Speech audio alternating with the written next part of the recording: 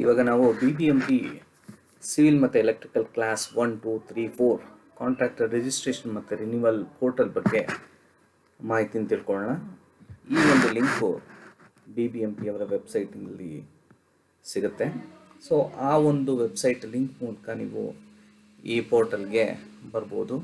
So ಇದು ಕಾಂಟ್ರಾಕ್ಟರ್ಗಳು civil ಮತ್ತು electrical class 1, 2, 3, 4 ಅದಕ್ಕೆ ರಿಜಿಸ್ಟ್ರೇಷನ್ ಅಂದರೆ ಹೊಸ ರಿಜಿಸ್ಟ್ರೇಷನ್ ಆಗ್ಬೋದು, ಅಥವಾ ಈಗಾಗಲೇ ಇರೋದನ್ನು ರಿನ್ಯೂ ಮಾಡೋದಾಗಿರಲಿ, ಅದನ್ನು ಆನ್ಲೈನ್ ಮುಖಾಂತರ ಮಾಡುವಂಥ ಒಂದು ಅಪ್ಲಿಕೇಶನ್ನ BBMP ಅವರು ಈ ರೀತಿ ಡೆವಲಪ್ ಮಾಡಿದ್ದಾರೆ.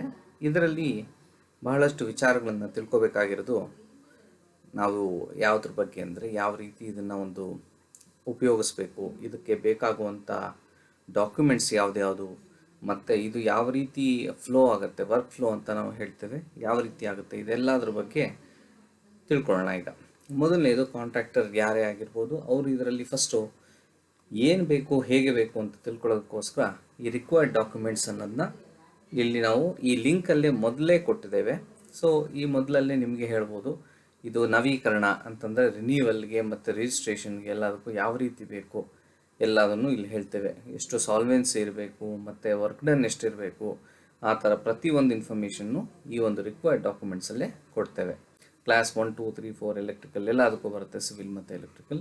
ರಿಜಿಸ್ಟ್ರೇಷನ್ ಫೀಸ್ ಎಷ್ಟು, ಸೊ BBMP ಅವರು ಕಮಿಷನರ್ ಅವರ ಹೆಸರಿಗೆ ರಿಜಿಸ್ಟ್ರೇಷನ್ ಫೀ ಕೊಡಬೇಕಾಗತ್ತೆ. ಈ ರೀತಿ ಪ್ರತಿಯೊಂದು ಯಾವ್ದು ಇನ್ಫಾರ್ಮೇಷನ್ ಇದೆಯೋ ಅದೆಲ್ಲದ್ರದ್ದು ಇಲ್ಲಿ ಒಂದು ರಿಕ್ವೈರ್ಡ್ ಡಾಕ್ಯುಮೆಂಟ್ಸ್ ಅನ್ನೋ ಒಂದು ಲಿಂಕಲ್ಲಿ ತಮಗೆ ಒದಗಿಸ್ಕೊಡ್ಲಾಗುತ್ತೆ. ಎರಡನೇದು ಯೂಸರ್ ಮ್ಯಾನ್ಯಲ್ ಅಂದರೆ ಈ ಕಾಂಟ್ರಾಕ್ಟರ್ಸ್ ಯಾವ ರೀತಿ ಈ ಒಂದು ಪೋರ್ಟಲ್ನ ಯೂಸ್ ಮಾಡ್ಬೋದು, ಯಾವ ರೀತಿ ಅವರು ಫಾರ್ಮ್ 1 ಅನ್ನೋದನ್ನ ಸಬ್ಮಿಟ್ ಮಾಡಬೇಕು, ಮತ್ತು ಡಾಕ್ಯುಮೆಂಟ್ಸ್ ಯಾವ್ದು ಇದಕ್ಕೆ ಬೇಕು ಅದನ್ನೆಲ್ಲ ಸಬ್ಮಿಟ್ ಮಾಡೋ ರೀತಿ ಹೇಗೆ ಅಂತ ಎಲ್ಲದನ್ನು ಈ ಒಂದು ಯೂಸರ್ ಡಾಕ್ಯುಮೆಂಟಲ್ಲಿ, ಯೂಸರ್ ಮ್ಯಾನ್ಯಲಲ್ಲಿ ತಿಳಿಸ್ಕೊಡ್ಲಾಗುತ್ತೆ. ಸೊ ಈಗ ನಾವೇನು ಮಾಡೋಣ ಅಂದರೆ ಈ ಒಂದು ಇದಲ್ದಲ್ಲೇ ಇನ್ನೊಂದು ವಿಚಾರ, ಇದರಲ್ಲಿ ವರ್ಕ್ ಫ್ಲೋ ಅಂತ ಹೇಳ್ತೇವೆ. ವರ್ಕ್ ಫ್ಲೋ ಅಂದರೆ ಈ ಒಂದು ಟೋಟಲ್ ಕಾಂಟ್ರಾಕ್ಟರ್ ರಿಜಿಸ್ಟ್ರೇಷನ್ ಅಥವಾ ರಿನ್ಯೂವಲ್ ಪ್ರೋಸೆಸ್ ಏನಿದೆ ಆನ್ಲೈನ್ ಮಾಡ್ತಿರೋದ್ರಿಂದ ಯಾವ ರೀತಿ ಈ ಒಂದು ಅಪ್ಲಿಕೇಶನ್ ವರ್ಕ್ ಆಗುತ್ತೆ, ಯಾವ ರೀತಿ ಕಾಂಟ್ರಾಕ್ಟರ್ ಅವ್ರಿಗೆ ಲೈಸೆನ್ಸ್ ಸಿಗುತ್ತೆ ಅನ್ನೋದ್ರ ಬಗ್ಗೆ ನಾವು ಅದು ಕೂಡ ಇಲ್ಲಿ ವರ್ಕ್ ಫ್ಲೋನಲ್ಲಿ ಈಗಾಗಲೇ ಆ ಲಿಂಕಲ್ಲಿ ತಿಳಿಸ್ಕೊಡಲಾಗುತ್ತೆ. ಸೊ ಇದೆಲ್ಲ ತಿಳ್ಕೊಂಡ್ಮೇಲೆ ನಾವು ಮಾಡಬೇಕಾಗಿರೋ ವಿಚಾರ ಏನು ಅಂತಂದರೆ, ಈಗ ಹೊಸ ಕಾಂಟ್ರಾಕ್ಟರ್ ಅವ್ರು ರಿಜಿಸ್ಟ್ರೇಷನ್ ಮಾಡೋ ಮುಂಚೆ ಇಲ್ಲಿ ಯೂಸರ್ ಅಂತ ಕ್ರಿಯೇಟ್ ಮಾಡ್ಕೋಬೇಕು. ಕ್ರಿಯೇಟ್ ಅನ್ ಅಕೌಂಟ್ ಅಂತ ಕರಿತೇವೆ. ಸೊ ಕ್ರಿಯೇಟ್ ಅನ್ ಅಕೌಂಟ್ ಅಂತ ಅನ್ನೋ ಕಡೆ ಇವಾಗ ನಿಮ್ಮ ಹತ್ರ ಈಗಾಗಲೇ ಇರೋದಿಲ್ಲ. ಈ ಒಂದು ಪೋರ್ಟಲ್ಗೆ ನಾವು ಕನೆಕ್ಟ್ ಆಗಬೇಕಂದ್ರೆ ಒಂದು ಅಕೌಂಟ್ನ ಕ್ರಿಯೇಟ್ ಮಾಡಬೇಕಾಗತ್ತೆ. ಅದನ್ನು ಹೇಗೆ ಮಾಡೋದು ಅಂತ ನೋಡೋಣ. ಕ್ರಿಯೇಟ್ ಅಕೌಂಟ್ ಅಂತ ಹೊಡೆದಾಗ ಅಲ್ಲಿ ನಾವು ಕೇಳ್ತೇವೆ ನೇಮು ಮತ್ತು ಅವ್ರ ಮೊಬೈಲ್ ನಂಬರ್, ಇಮೇಲ್ ID ಈ ಥರದ್ದೆಲ್ಲ ಇದನ್ನು ಕೇಳ್ತೀವಿ. ಇದು ಯುನೀಕ್ ಇರಬೇಕು, ಹೆಸರೆಲ್ಲ ರಿಪೀಟ್ ಆಗೋ ಚಾನ್ಸ್ ಇರುತ್ತೆ. ಮೊಬೈಲ್ ನಂಬರು ಮತ್ತು ಇಮೇಲ್ ID ಇದೆರಡು ಕಾಂಬಿನೇಷನ್ ಏನು ಹೇಳ್ತೀವಿ ಅದು ಯುನೀಕ್ ಆಗಿರಬೇಕು. ಸೊ ಈಗ ಒಂದು ಎಕ್ಸಾಂಪಲ್ ನಾವು ಮಾಡೋಣ. Testing BBMP CRP mobile number ನಂದು ಇರೋವಂಥ ಮೊಬೈಲ್ ನಂಬರ್ ಕೊಡ್ತೇನೆ. ನೀವು ನೋಡ್ಬೋದು ಈಗಾಗಲೇ ಸರ್ನೇಮ್ ಆಲ್ರೆಡಿ ಎಕ್ಸಿಸ್ಟ್, ಈ ಥರ ಬರ್ಬೋದು. ಕೆಲವು ನೇಮ್ ಎಲ್ಲ ಸೇಮ್ ಇರ್ಬೋದು. ಅದರಿಂದ ಹಾಗೆ ಮುಂದುವರ್ಸ್ಕೊಂಡು ಹೋಗೋಣ. ಶ್ರೀನಿವಾಸ _K. ಸೊ ಈ ರೀತಿ ಒಂದು ಯುನೀಕ್ ಆಗಿರಬೇಕು. ಇದು ಒಂದು ಇಮೇಲ್ ID ನಂದು ಒಂದು ಇರೋವಂಥದ್ದು ನಾನು ನಿಮಗೆ ಯೂಸರ್ ವಿಡಿಯೋನಲ್ಲಿ ತೋರಿಸೋಣ ಅನ್ನೋದಕ್ಕೋಸ್ಕರ. ಆ್ಯಂಡ್ ಅಗ್ರಿ ಟು ಟರ್ಮ್ಸ್, ಅದನ್ನು ಟರ್ಮ್ಸ್ ಎಲ್ಲ ಅದು ಅವರು ಇದರಲ್ಲೇ ಇರುತ್ತೆ. ಮುಂದೆ ಸಬ್ಮಿಟ್ ಕೊಟ್ಟರೆ ಇದು ಆಗಲೇ ಇದ್ದರೆ ಹೇಳುತ್ತೆ, ಇಲ್ಲ ಅಂತಂದರೆ ಹೊಸದಾಗಿ ಕ್ರಿಯೇಟ್ ಮಾಡಿ ಅಂತ ಹೇಳ್ಬೋದು. ಜೊತೆಗೆ ನೀವು ಫರ್ಗೆಟ್ ಪಾಸ್ವರ್ಡ್ ಅಂತ ಕೊಡ್ಬೋದು, ಹೊಸದಾಗಿ ಲಾಗಿನ್ ಮಾಡ್ಬೋದು. ಈ ರೀತಿ ಎಲ್ಲ ಮಾಡುವಂಥ ಒಂದು ಫೆಸಿಲಿಟಿ ಇರುವಂಥದ್ದು. ಈಗ ಒಂದು ಕೆಲಸ ಮಾಡೋಣ, ಈಗ ಮುಂದುವರ್ಸೋಣ. ಹೇಗೆ ಅಂತಂದರೆ ಫರ್ಗೆಟ್ ಪಾಸ್ವರ್ಡ್ ಕೂಡ ಉಪಯೋಗಿಸ್ಬೋದು, ಅಥವಾ ಹೊಸದಾಗಿ ಲಾಗಿನ್ ಕ್ರಿಯೇಟ್ ಮಾಡ್ಬೋದು. ಈಗ ನಾನು ಮತ್ತೆ ಇದನ್ನು ಪ್ರಯತ್ನ ಮಾಡ್ತೇನೆ.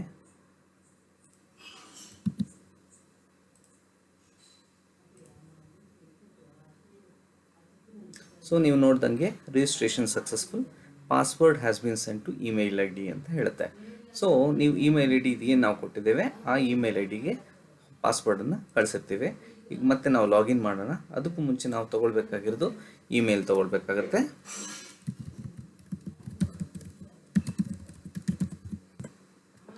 ಸೊ ಈಗ ನಾನು ನನ್ನ ಇಮೇಲ್ IDಗೆ ಹೋಗ್ತಾ ಇದ್ದೀನಿ. ಅದೇ ಥರ ನೀವು ಕೂಡ ನಿಮ್ಮ ಒಂದು ಇಮೇಲ್ ಯಾವ್ದು ಕೊಟ್ಟಿದ್ದೀರೋ ಅದಕ್ಕೆ ನೀವು ಲಾಗಿನ್ ಆಗಬೇಕಾಗತ್ತೆ. ಅದರಲ್ಲಿ ನಮಗೆ ಈ ಒಂದು ಪಾಸ್ವರ್ಡನ್ನು ನಮ್ಮ ಒಂದು ಪೋರ್ಟಲ್ ಏನಿದೆ ಅದು ಕಳಿಸಿರುತ್ತೆ. ಅದನ್ನು ಉಪಯೋಗಿಸ್ಬಿಟ್ಟು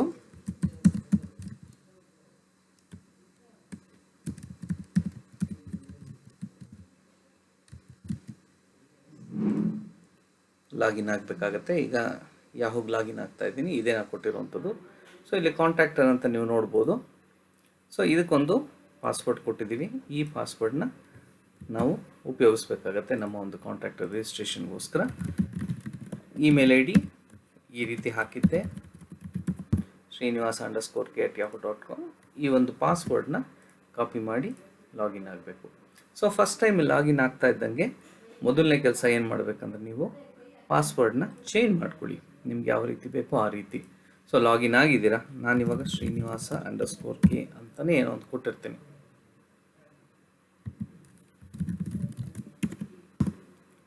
ಸಬ್ಮಿಟ್ ಮಾಡ್ಬೋದು.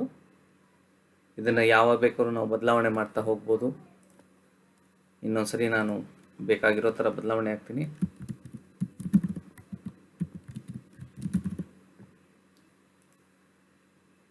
ಸಬ್ಮಿಟ್ ಆಗಿದೆ. ಈಗ ಲಾಗೌಟ್ ಆಗೋಣ. ಮತ್ತೊಂದು ಸರಿ ಇದೇ ಒಂದು ಪೋರ್ಟಲ್ ಬಂದು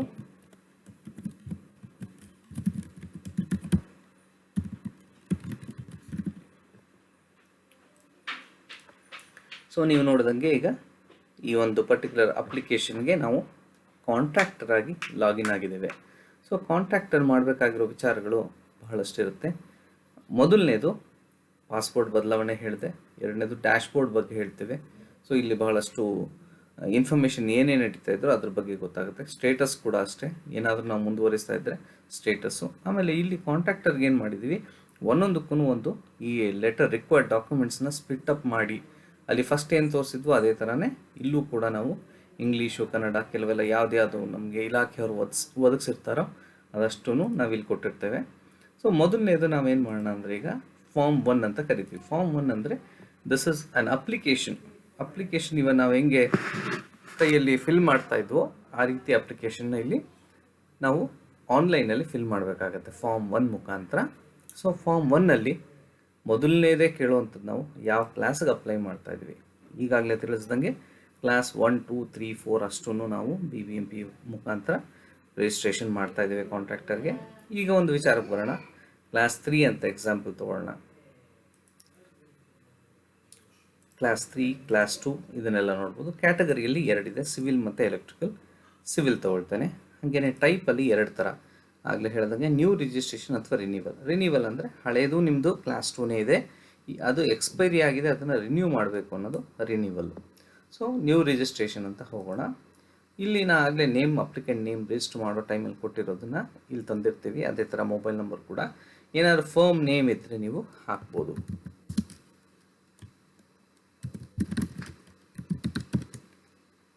ಮತ್ತು ಫೋಟೋ ಇರೋದು.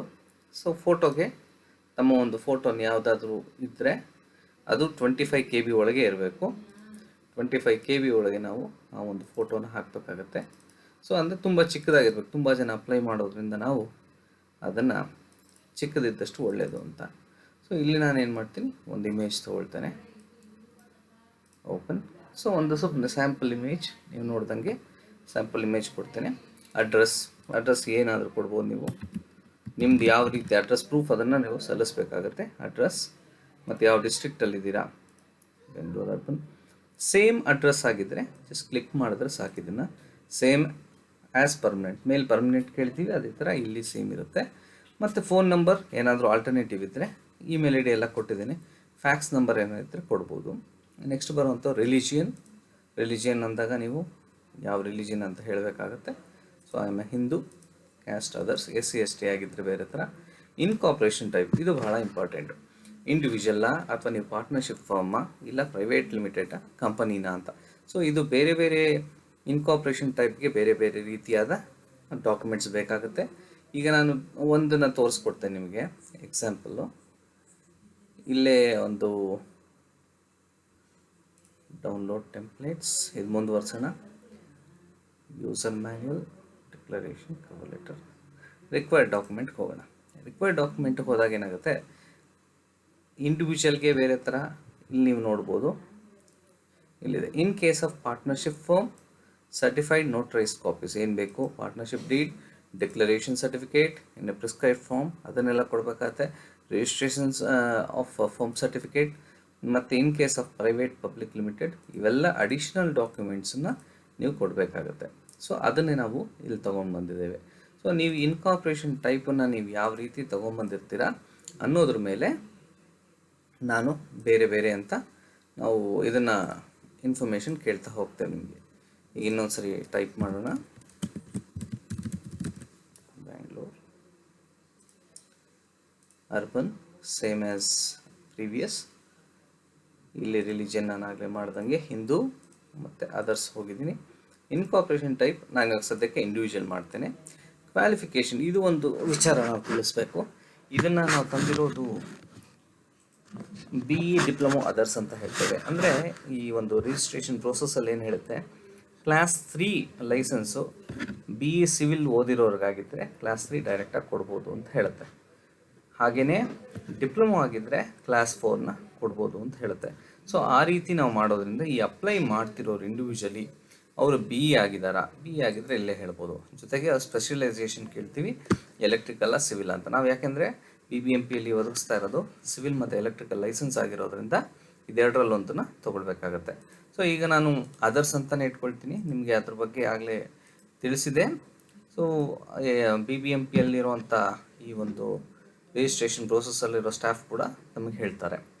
ಈ Aadhaar number, GST number, PAN number ಇದೆಲ್ಲ ಕೊಡಬೇಕಾಗತ್ತೆ. ಸೊ ಪ್ರತಿಯೊಂದೂ ಇನ್ಫಾರ್ಮೇಷನ್ ಕೇಳೋ ರೀತಿ ಕೊಡಬೇಕು. ಆಮೇಲೆ ನೀವು ಎಲ್ಲೇ ಸ್ಟಾರ್ ನೋಡಿದ್ರೆ ದಟ್ ಈಸ್ ಮ್ಯಾಂಡಟರಿ, ಅಂದರೆ ಆ ಒಂದು ಇನ್ಫಾರ್ಮೇಷನ್ ನೀವು ಫಿಲ್ ಮಾಡಬೇಕಾಗತ್ತೆ. ಆಮೇಲೆ ಏನಾದರೂ ಇದು ಆಗಲೇ ಹೇಳ್ದಂಗೆ ಪಾರ್ಟ್ನರ್ಶಿಪ್ ಆಗಿದ್ದರೆ ಇದು ಆಟೋಮೆಟಿಕ್ಕಾಗಿ ಹೈಲೈಟ್ ಆಗಿರೋದು. ಇವಾಗ ಪಾರ್ಟ್ನರ್ಶಿಪ್ಪೆಲ್ಲ ನಾವು ಇಂಡಿವಿಜುವಲ್ ಮಾಡಿರೋದ್ರಿಂದ ಇದು ನಿಮಗೆ ಎಂಟ್ರಿ ಮಾಡೋಕ್ಕೆ ಅವಶ್ಯಕತೆ ಇಲ್ಲ, ಬಿಡೋದಿಲ್ಲ ಕೂಡ. ಸೊ ಹಾಗೆಯೇ ಆಪರೇಟಿಂಗ್ ಅಕೌಂಟ್ ಡೀಟೇಲ್ಸ್ ಇದು ಇಂಪಾರ್ಟೆಂಟು. ಏನಂತಂದರೆ ಯಾವ ಅಕೌಂಟನ್ನು ನಾವು ವರ್ಕ್ ಮಾಡ್ತಾಯಿದ್ದೀವಿ, ಹೋಲ್ಡರ್ಸ್ ಅಕೌಂಟ್ ನೇಮ್ ಏನೋ ಒಂದಿದೆ ಅಂತ ಇಟ್ಕೊಳ್ಳೋಣ. So account number,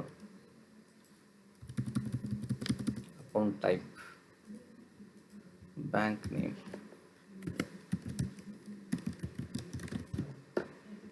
branch,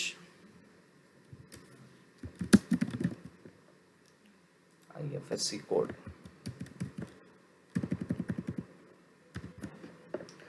so ಈ ಥರದ ಇನ್ಫಾರ್ಮೇಷನ್. ಸಾಲ್ವೆನ್ಸಿ ಆಗಲೇ ನೀವು ರಿಕ್ವೈರ್ಡ್ ಡಾಕ್ಯುಮೆಂಟ್ಸಲ್ಲಿ ಇದನ್ನು ನೋಡಿರ್ತೀರ. ಸಾಲ್ವೆನ್ಸಿ ಸರ್ಟಿಫಿಕೇಟ್ನ ಹಾಕಬೇಕಾಗುತ್ತೆ. ಒಂದೊಂದು ಕ್ಲಾಸ್ಗೆ ಒಂದೊಂದು ಥರ ಸಾಲ್ವೆನ್ಸಿ ಕೇಳ್ತಾರೆ. 2 ಲಕ್ಷ, 5 ಲಕ್ಷ, 10 ಲಕ್ಷ ಅನ್ನೋ ಥರ ಕ್ಲಾಸ್ 1, 2, 3, 4 ಅದಕ್ಕೆಲ್ಲ ಸಾಲ್ವೆನ್ಸಿ ಇರುವಂಥದ್ದು. ಸೊ ಅದ್ರ ಬಗ್ಗೆನೂ ನೀವಿಲ್ಲಿ ಇನ್ಫಾರ್ಮೇಷನ್ ಹಾಕಬೇಕಾಗತ್ತೆ. ಸೊ ಅಮೌಂಟ್ಗೆ ಇವಾಗ ನಾನಿಲ್ಲಿ ಕ್ಲಾಸ್ ಇನ್ನೊಂದು ಸರಿ ತೊಗೊಳ್ತೇನೆ, ಕ್ಲಾಸ್ 2 ತೊಗೊಳ್ತಾ ಇರೋದ್ರಿಂದ ಕ್ಲಾಸ್ 2 ಸಿವಿಲ್ ನ್ಯೂ ರಿಜಿಸ್ಟ್ರೇಷನ್ ಅಂತ ಇಟ್ಕೊಳ್ಳೋಣ. ಸೊ ಇದು 5 ಲಕ್ಷ ಅಂತಿದೆ ಇಟ್ಕೊಳ್ಳೋಣ. ಸೊ 5 ಲ್ಯಾಕ್ಸ್ ಅಂದರೆ 5 ಲ್ಯಾಕ್ಸ್ ಹಾಕೋಣ. ಸೊ 5 ಲ್ಯಾಕ್ಸ್ ಕೊಟ್ಟಿದ್ದೀನಿ. ಸರ್ಟಿಫಿಕೇಟ್ ನಂಬರ್ ಹಾಕಬೇಕಾಗತ್ತೆ, ಡೇಟ್ ಹಾಕಬೇಕಾಗತ್ತೆ. ಸೊ ಸೆಲೆಕ್ಟ್ ಮಾಡಿರೋದು ಇದು ಟೆಕ್ನಿಕಲ್ ಪರ್ಸನ್. ಪ್ರತಿಯೊಂದನ್ನು ನಾವೇನು ಕೇಳ್ತೀವಿ ಇಲ್ಲಿ, ಒಬ್ಬರು ಕೆಲಸ ಮಾಡೋದಕ್ಕೆ ಅಸೈನ್ ಆಗಿರಬೇಕು. Who is gone to take in charge of the work, ಅದನ್ನು ಒಂದು ಇನ್ಫಾರ್ಮೇಷನ್ ಹಾಕಬೇಕಾಗತ್ತೆ. ಅವ್ರ ಡೆಸಿಗ್ನೇಷನ್ ಆರ್ಕಿಟೆಕ್ಟ, ಇಂಜಿನಿಯರ್, ಅದರ ಸಬಾರ್ಡಿನೇಟ್ ಆ ಥರ.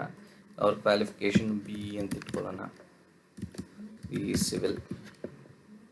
Length of service say 4 years. whether the consent letter will be enclosed. Yes, ಇವರು ಎನ್ಕ್ಲೋಸ್ ಮಾಡಲೇಬೇಕಾಗತ್ತೆ. ಯಾಕೆ ಅಂತಂದರೆ ಇಲ್ಲಿ ನಾವು ಅದರ್ಸ್ ಅಂತ ಸೆಲೆಕ್ಟ್ ಮಾಡಿದ್ದೀವಿ. ಕ್ವಾಲಿಫಿಕೇಷನ್ ಅಂದರೆ ಇಲ್ಲಿ ಇನ್ಕಾರ್ಪೊರೇಷನ್ ಟೈಪ್ ಇಂಡಿವಿಜುವಲ್ ಆದರೂ ಬೇರೆ ಯಾರೋ ವ್ಯಕ್ತಿ ಈ ಒಂದು ಕಾಂಟ್ರಾಕ್ಟರ್ ಲೈಸೆನ್ಸ್ ತೊಗೊಳ್ತಾ ಇದ್ದಾರೆ, ಅದರಿಂದ ಈ ರೀತಿ ಬರುವಂಥದ್ದು. ನೆಕ್ಸ್ಟ್ ಟೆಕ್ನಿಕಲ್ ಪರ್ಸನ್ ಹಾಕಿದ್ದೀನಿ.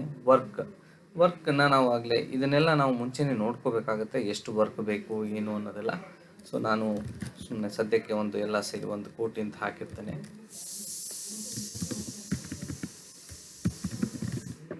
ಎಸ್ಟಿಮೇಟೆಡ್ ಕಾಸ್ಟ್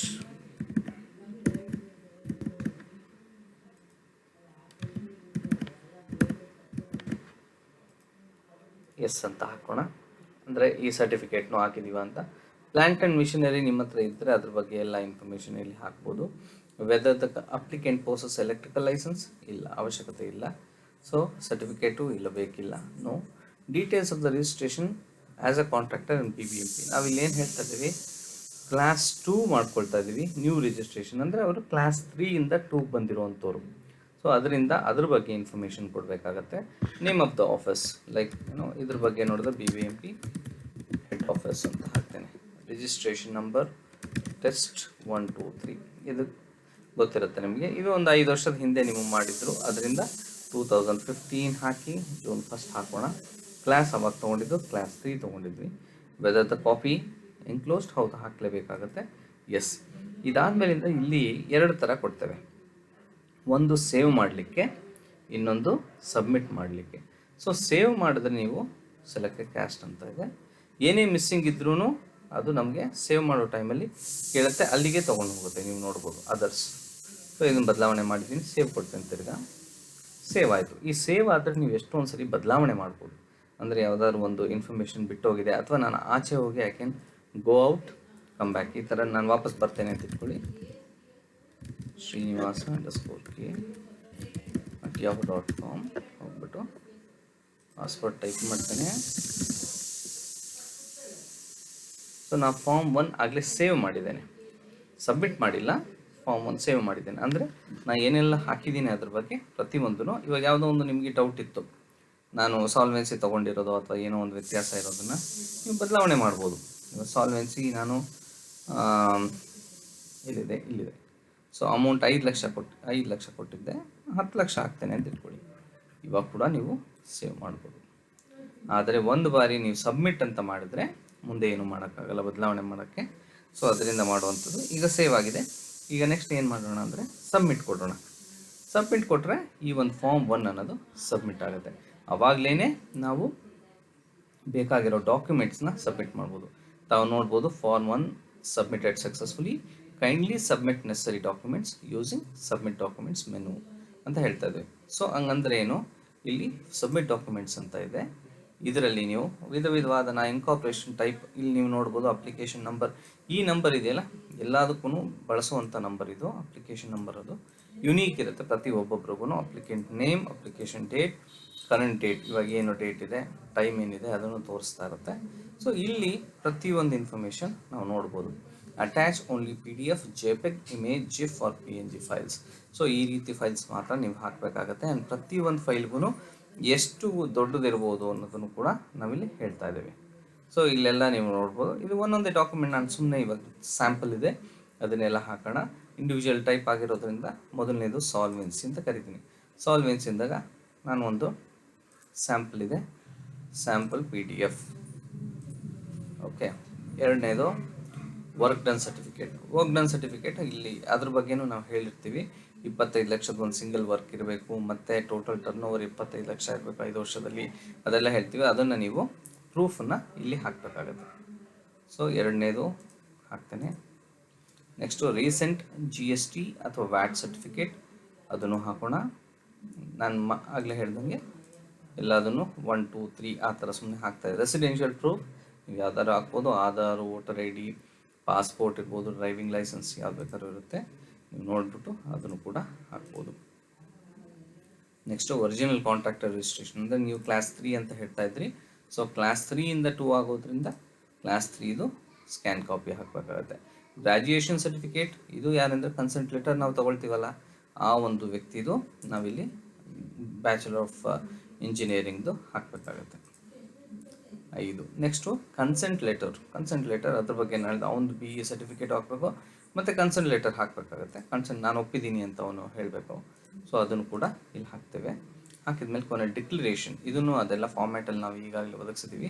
ಡಿಕ್ಲರೇಷನ್ ಸರ್ಟಿಫಿಕೇಟ್ ಕೂಡ ನಾವಿಲ್ಲಿ ಹಾಕಬೇಕು. ಸಣ್ಣ ಪುಟ್ಟ ಬದಲಾವಣೆಗಳು ಕಾಣ್ಬೋದು. ಇದನ್ನು ಡಿಕ್ಲರೇಷನ್ ಹಾಕ್ತೇನೆ.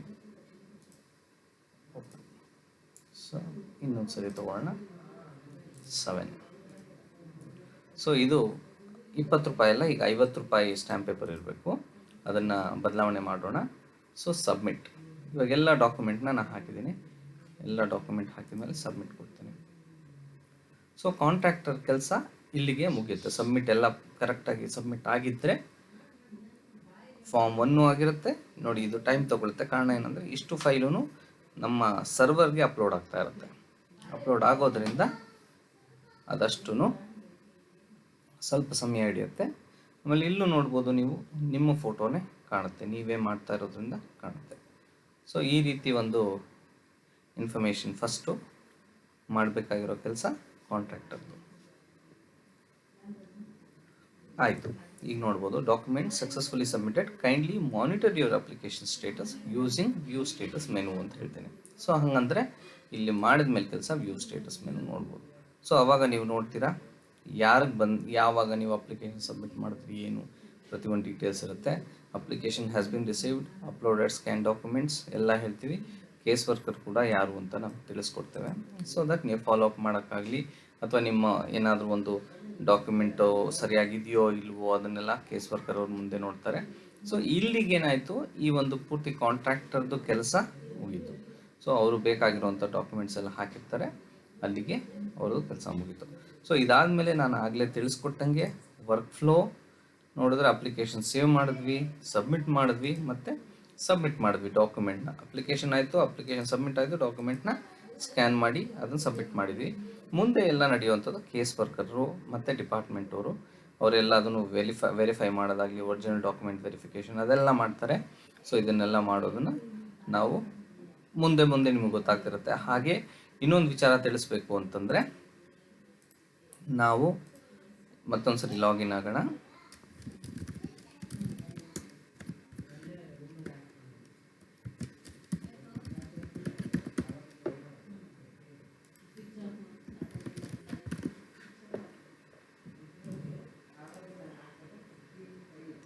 ಈಗ ನಾನು ಮತ್ತೊಂದು ಸರಿ ಲಾಗಿನ್ ಆಗಿದ್ದೇನೆ.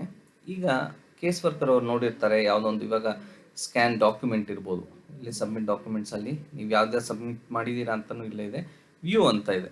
ಸೊ ವ್ಯೂ ನೋಡಿದಾಗ ಯಾವುದೋ ಒಂದು ಡಾಕ್ಯುಮೆಂಟ್ ಸರಿಯಾಗಿ ಕಾಣ್ತಿಲ್ಲ ಅಂತ ಇಟ್ಕೊಳ್ಳೋಣ, ನೀವು ಹಾಕಿರೋ ಸ್ಕ್ಯಾನ್. ಅವ್ರು ಏನು ಮಾಡ್ತಾರೆ, ನಿಮ್ಮ ಒಂದು ಡಾಕ್ಯುಮೆಂಟ್ ಸರಿಯಾಗಿ ಕಾಣ್ತಿಲ್ಲ ಅಂತ ಕಳಿಸ್ತಾರೆ. ಸೊ ಅದನ್ನು ಅವರು ಇನ್ ಆರ್ಡರ್ ಅಥವಾ ನಾಟ್ ಇನ್ ಆರ್ಡರ್ ಅಂತ ನಾವೇನು ಕರಿತೇವೆ ಅದ್ರ ಮೂಲಕ ಮಾಡ್ಬೋದು. ಇಲ್ಲಿ ತಾವು ನೋಡ್ಬೋದು, ಇಲ್ಲಿ ಇನ್ ಆರ್ಡರ್ ಅಂತ ಅಥವಾ ನಾಟ್ ಇನ್ ಆರ್ಡರ್ ಆಗಿದ್ದರೆ ಏನು ಮಾಡ್ತೀವಿ, ವಾಪಸ್ಸು ಕಾಂಟ್ರಾಕ್ಟರ್ಗೆ ಹೋಗುತ್ತೆ, ಕಾಂಟ್ರಾಕ್ಟರ್ ರೀಸಬ್ಮಿಟ್ ಮಾಡಬೇಕಾಗತ್ತೆ, ಡಾಕ್ಯುಮೆಂಟ್ನ ರೀಸಬ್ಮಿಟ್ ಮಾಡಿ ಪುನಃ ಕೇಸ್ ವರ್ಕರ್ಗೆ ಬರುತ್ತೆ.